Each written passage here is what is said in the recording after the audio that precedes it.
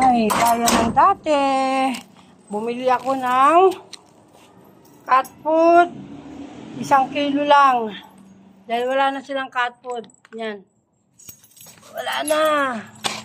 Wala pa akong budget. Ubus ng binigay sa akin ng anak kong 10,000 a month. Sa mga pusa lang napupunta. Itong dalawa na to, ito, dati itong may galing sa ulo, maraming kurikong. Ginamot ko yan, binilihan ko ng pang-spray, pinaliguan ko, binilihan ko ng sabon. Gumanda na siya. Hindi naman totoo yung 3 days lang gagaling, pero 3 weeks bago siya gumaling. Ito rin, dumating lang din dito yan, naligaw. Ang dami, mas malala ito, mas marami. Ayan nawala na yung mga kurikong sa ulo. Pinaliguan ko yan, kaya lang, mahilig siyang sumampa doon. Diyan sa taas na yan. Lagi diyan siya nakapwesto. Hindi ko pa nawawalisan, napakadumi Diyan galing yung itim niya sa batok, sa balahibo niya, kaya maitim. Yan. Tapos itong maliit na to, wala na silang buhangin.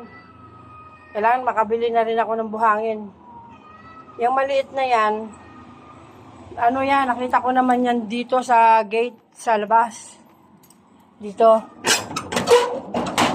Yan, nakaano siya sa gilid. Diyan, Nakaano siya dyan. Nakaupo, tapos iyak ng iyak. Sa gilid na yan. Kaya ipinasok ko naman siya. Yan, pinaliguan ko rin yan. Kaya nasanay na rin, nandito na rin. Luminis siya nung pinaliguan ko. Tapos pinakain ko. Yan, gumanda-ganda na rin yung balahibo niya. Nasanay na rin siya rito. Kahit wala siyang nanay at tatay, wala yung pamilya niya. Siya lang kasi yung nakita ko sa labas. At itong dalawa parehong may galis. Yan, magaling na. Malalakas kumain. At bumili ako ng 1 kalahating cuties. Ito yung pinakamura. 120 pesos ang kilo. Bumili ako. So, 180 1 kalahating kilo. Nagugutom na yung mga baby ko. Ayan na, Nakaabang na sila. Sa akin. Doon. Maglalabas. Hindi kasi sila pwedeng pagsamahin. Isama ko sa labas. Dahil yung dalawa nga na yan, may mga sakit na hindi ko naman sila napacheck up. Gumaling naman sila sa sabon at pang-spray na ginamit ko para sa kati-kati at galis, kurikong. Gumaling naman sila dahil may sakit sila, hindi ko sila pwede ring papasukin. Doon lang muna sila pansamantala sa labas. Hanggat hindi pa sure na magaling. At itong mga to kasi wala tong mga galis. Ito, kawawa naman. Dinilhan ko rin to ng pamatak. Hindi ko pa napapatakan yung mata. Ito rin, papatakan ko rin ang mata nito kasi si sad boy, malabo ang mata. At ito, binilihan ko rin ng pang-spray dahil may ang batok, ayan, may galis-galis din. Nalalagas ang balahibo nito. Tapos ito naman, inampung ko na lang din to. Nakita ko to sa palengke. Pauwi ako, galing ako palengke. Diyan sa pangatlong bahay sa tapat, nakita ko siya nakahiga sa Cleopatra na kahoy. Nakatali ang leeg. Tapos binibidyohan ko. Nung binidyohan ko siya, nakita ko nung nag-aalaga, binigay din pala sa kanya yung may-ari, yung nag-aalaga. May una ring may-ari pa pala. Bali ako pangatlo na. Binigay niya sa akin. Hindi na ako nagdalawang isip na kunin kasi parang nirescue ko na rin dahil nakatali sa leg niyan. Yung tali nga na straw. Tinalihan siya sa leeg para hindi makalabas kasi nga nandun lang siya sa Cleopatra nakaupo sa labas, doon siya nakatali. At dinalan ko rin ng tubig at cat food. Kaya kumain, payat na payat ito noon. Tapos nung dinala ko dito, sumama naman, mabait naman. Napakabaho niya at nilalangaw. Pinaliguan ko rin to. Yan, medyo gumanda-ganda na. At ito naman, anak to ni Sarah. Ito si Bambi. Matagal itong nawala. June to ang last video ko sa kanya. nung sa TikTok, binibidyo ko siya last to June 2. Napansin ko mga 1 week or 2 weeks, kulang ng pusa, siya yung nawawala. Ang nanay niya, eto. Yan ang nanay niya, si Sarah. Eto si Bambi, ang anak. Hinahanap ko to. So, June 2, 2 weeks. June, July, August, September, October na. Bali, October ko na rin ito nakita, nakuha.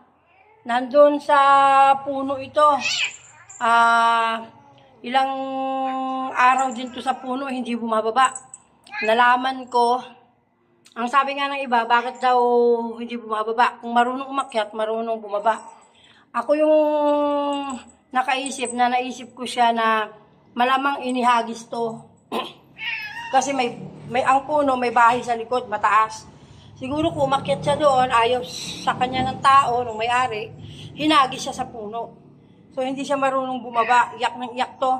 Hindi ko naman alam na siya yun. Hindi ko pinansin. Pero naaawa ko. Gusto ko sanang lumapit sa barangay para ma-rescue. Kaya lang, wala rin time, wala rin mga tao dito kasi ang dami kong mga alaga. Ako lang mag-isa dito sa bahay ng anak ko. At wala silang katulong. Inisip ko na lang na sana makababa siya. Ngayon, nag 3 days, tapos nandun pa rin.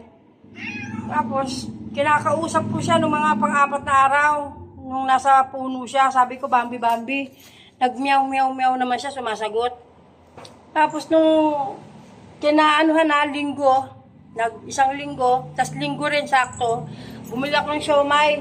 Tatapat nga ng puno, mayroon doon nagtitinda na siomay doon. Bali, naging kaibigan ko rin. Siya yung taga-balita sa akin na nandoon pa yung pusa. Sakto naman nandoon ako. Nagkikwentuhan kami nung nagtitinda ng siomay. Nandun to, bumaba. Nakababa na daw at tumawid sa kabilang bahay. Nilapitan ko siya, naging mailap. Hindi siya na kagaya dati na lumalapit agad. Takbo siya ng takbo, takot sa tao. So, naisip ko, halatang minaltrato. Sinasaktan, tinataboy. At nakita itong mga ulo niya na yan, ginalis yan, naglalangis. Yan, dahil sa labas. Siguro ko nahawaan to ng sakit sa labas. At ngayon, ginamot ko siya. Pero nung bago ko siya makuha, nalaman ko din, may lumapit din na nagtitinda ng mineral, bantay dun sa... Yung bahay kasi doon na may puno sa tapat ng bahay, may mineral water station. Nalaman ko na sila, yung mga boy doon na bantay, sila pala ang nag-aalaga dito. Pinapakain daw nila to. At mababait naman yung mga boy. Kaso pag wala daw sila, lumalabas daw ito ng bahay kasi ayaw nga ng may-ari sa pusa. Ngayon, dahil takot ito sa may-ari, dahil malamang hinagis siya roon sa puno. Dahil mataas yung bahay, 3 palapag. Yung puno hanggang hanggang 2 palapag at kalahati. So, abot siya. Medyo mataas pa yung bahay, kaya nahihagis siya doon. Ngayon, etong pusa na to, nung nakita ko nga siya, tumawid, mailap sa mga tao, na ko kagad, na napagmasdan ko, nilapitan ko siya, si Bambi ito, sure ako. Tapos, may lumapit sa akin na boy nga ng bantay ng water station. Ang sabi niya, sa kanila daw nagpupunta ito. Tuwing tapos na daw sila magbantay sa water station, aakyat na at matutulog. Pag gabi na, umaakyat na din daw ito sa kanila. Katabi daw nila matulog, pinapakain nila yan. At sabi ko, sana, kukunin ko na lang, dahil nalaman ko nga na may pusa raw na namatay doon sa bahay na yon. Ayaw nga hindi raw nila alam kung sino ang pumatay. Nilason. Kaya sabi ko, kukunin ko na lang yan, baka manganib ang buhay. At si Bambi naman ito, sigurado ako, 100%. Kukunin ko na lang siya, baka mamatay din yan. Sabi ko, nakikinig sila Habang nagkikwento ako, kanina ang gulo nila. Nakikinig sila sa akin. Nagkikwento ako. Kasi yung aking aso, nakikinig. So, ang ginawa ko, bumalik ako dito sa bahay, kumuha ako ng cage. Ito. Ito yung kulungan, yung cage.